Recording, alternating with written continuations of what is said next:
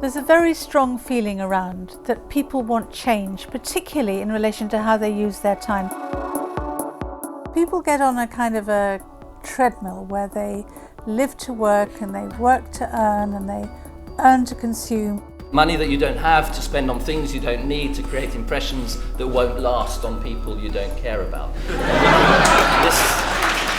Our suggestion is that we move slowly but steadily over a decade or more towards much shorter and more flexible paid working hours, with the ultimate goal of achieving something like a 21-hour week. Keynes wrote an essay in 1913 in which he predicted that by this time people would be 4 or 5 times richer and would work, on average, only about 15 hours a week. About a year ago we published a report called 21 Hours, which put these arguments on the agenda for the first time. And we were so overwhelmed by the kind of response that we got that we thought, well, there's obviously potential here. There's a growing interest in finding alternatives to business as usual. And more people are prepared to consider the case for redistributing paid and unpaid time. And it seems that social, environmental and economic interests are beginning to converge around this subject. We had a public lecture at the LSE and it was packed. We had more than 400 people there. The conventional wisdom says that in periods of hard times, such as the one we're going through, what we need to do is double down and work harder because we're poorer. That's the standard view, but it's a fallacy.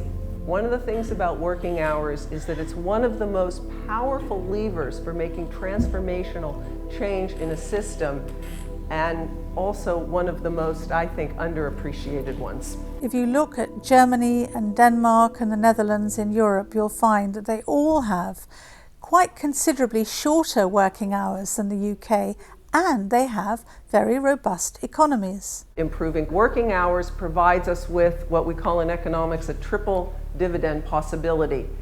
Improving the employment picture, improving ecological outcomes, and improving quality of life. It spreads a diminishing amount of paid employment around more people, and it helps to cut the benefits bill. It will help to free up time so that people can spend time with their children, looking after elderly relatives, being better friends and neighbours, being more active citizens in their communities.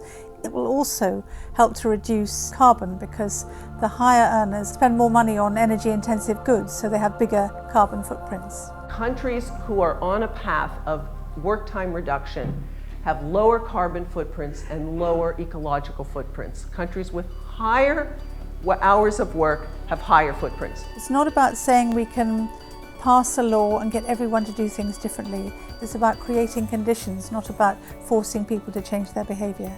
It's not a naive question to ask ourselves, what is the value of our time? What is the quality of our experience in that time? One has to try and recapture the idea that there is something called a good life, to which wealth is a means, and orient our social institutions towards it.